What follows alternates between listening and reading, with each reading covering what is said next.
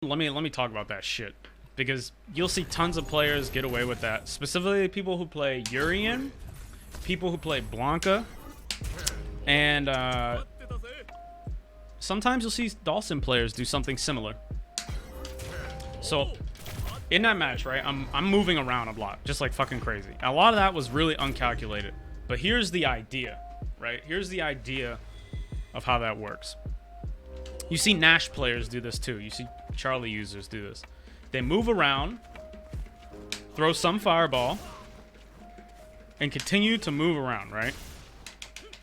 Sometimes they'll throw out a normal, like jab or short, and then suddenly they'll dart in for some surprise pressure, right? This, all of the movement and the whiffed buttons are a disguise for the moment I'm dashing up to do some pressure, right? So the idea is to distract you, to make the opponent think that these things are significant, when in actuality, you have no plan behind these. You're just doing it to get them to pay attention to it. And then when they're not ready, you mix them up with an option like fireball, or move way far forward, right? Or like come up button or something like that. It's kind of like a regular movement to make it really difficult to predict when you're gonna go in.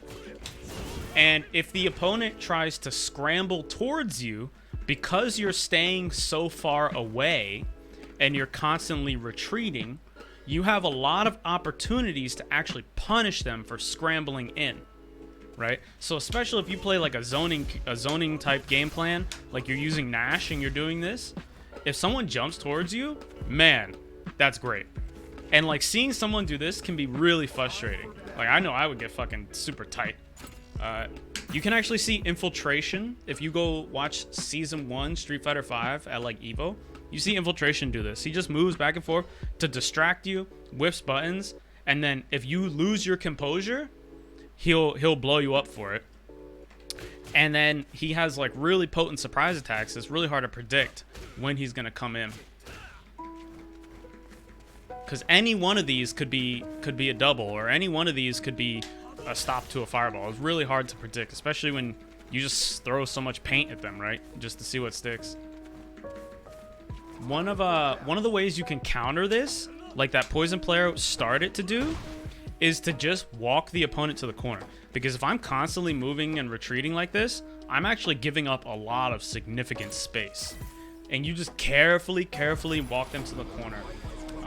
You can do that versus like Blanca players too, right?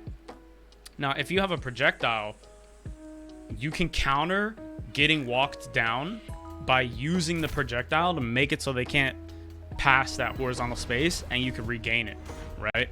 But still, they can chip away a little bit at a time and get you to the corner.